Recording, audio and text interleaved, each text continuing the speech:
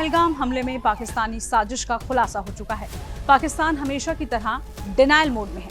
हालांकि दुनिया जानती है कि पाकिस्तान असल में आतंकिस्तान है। आपको याद होगा कि ओसामा बिन लादेन भी आखिरकार पाकिस्तान में ही मिला था। अब पाकिस्तान में मौजूद तमाम भारत विरोधी आतंकियों की कुंडली खुफिया एजेंसियों ने तैयार कर ली है। भारत की खुफिया एजेंसियों ने पाकिस्तान में सक्रिय आतंकी संगठनों जैश ए मोहम्मद और लश्कर-ए-तैयबा के आतंकियों की पूरी कुंडली तैयार कर ली है। सुरक्षा बलों के पास अब इन संगठनों के कमांड स्ट्रक्चर से लेकर फंडिंग नेटवर्क तक की पूरी जानकारी है। इसमें लॉन्चिंग कमांडरों से लेकर टॉप लीडरशिप और फंडिंग के स्रोतों तक की अहम और महत्वपूर्ण जानकारी है। डोजियर के मुताबिक जैश ए मोहम्मद के सरगना मौलाना मसूद अजहर पूरे इस संगठन का प्रमुख है, जो सीधे सभी अहम जिम्मेदारों को मॉनिटर करता है। संगठन का प्रवक्ता मोहम्मद हसन है। डोजियर में जो अहम नाम है वो हम आपको बता देते हैं। मौलाना मसूद अजहर अमीर संगठन का प्रमुख है। मोहम्मद हसन प्रवक्ता है। मौलाना कारी मसूद अहमद प्रमुख प्रचार विंग है, जबकि मुफ्ती असगर चीफ कमांडर है। ऑपरेशंस इब्राहिम राथर प्रमुख सैन्य मामलों में काम करता है। मौलाना सज्जाद उस्मान फाइनेंस इंचार्ज है।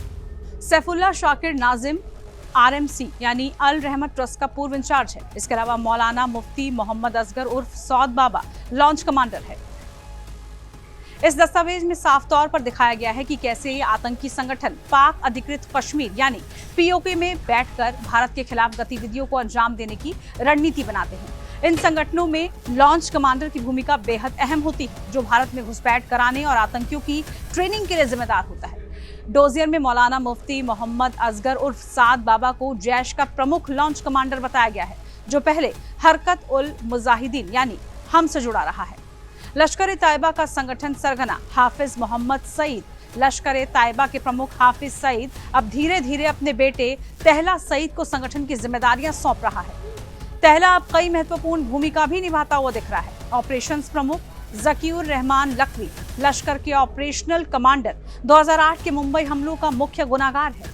मुंबई हमलों के बाद गिरफ्तार हुआ था, लेकिन 2015 में जमानत पर रिहा किया गया। 2021 में उसे 15 साल की सजा सुनाई गई। लखवी की भूमिका सैन्य अभियानों की निगरानी, आतंकी प्रशिक्षण, शिविरों का संचालन और हमले की योजनाओं का निर्माण करना है। इसके अलावा उसके कंधों पर फील्ड कमांडरों और लॉजिस्टिक्स की व्यवस्था का जिम्मा भी है।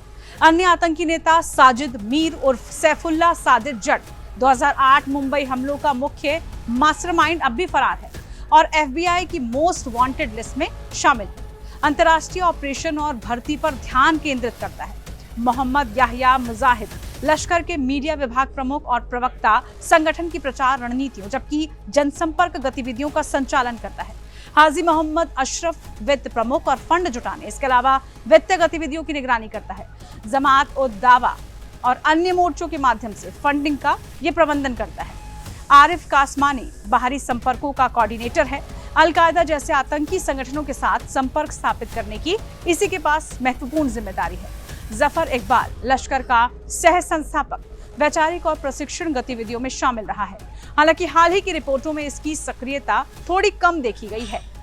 सहायक संगठन और फ्रंट विंग्स जमात-उद-दावा हाफिज सईद के नेतृत्व में लश्कर का चेहरा है। यह संगठन स्कूल, अस्पताल और राहत कार्य चलाकर समाज में जगह बनाता है और उसी के जरिए आतंकवादियों की भर्ती और प्रचार प्रसार करता है। संयुक्त राष्ट्र और अमेरिका ने इसे आतंकी संगठन घोषित किया है। फलाह-ए-इंसानियत फाउंडेशन यानी FIF, अल मदीना और एसर फाउंडेशन जैसे अन्य संगठन, इन संगठनों का गठन JUD पर प्रतिबंधों से बचने के लिए किया गया। ये संगठन उसी तरह से काम को जारी रखते हैं जो पहले JUD किया करता था। मिली मुस्लिम लीग यानी MML लश्कर की राजनीतिक शाखा, जिसे पाकिस्तान की राजनीति में प्रभाव बढ़ाने के लिए शुरू किया गया। अमेरिका ने इसे भी लश्कर का फ्रंट संगठन बनाते हुए बैन कर दिया था। फंडिंग नेटवर्क जमात-ए-इस्लामी का उपमहाद्वीप में फैला हवाला नेटवर्क भारत, बांग्लादेश, नेपाल और श्रीलंका तक में फंड ट्रांसफर करता है, जिसका इस्तेमाल लश्कर की गतिविधियों को चलाने के लिए ही किया जाता है।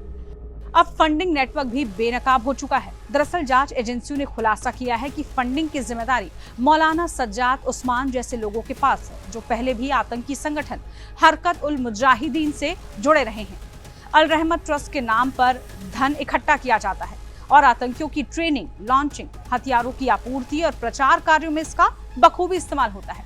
ये डोजियर सुरक्षा बलों और एजेंसियों के लिए एक अहम हथियार साबित हो सकता है, जिसमें आतंकी नेटवर्क की कमर तोड़ी जा सकती है। साथ ही ये भी दिखाता है कि पाकिस्तान की धरती से चल रहे आतंकी नेटवर्क कितनी व्यवस्थित तरीके से काम करता है और भारत पर खतरा बने हुए हैं।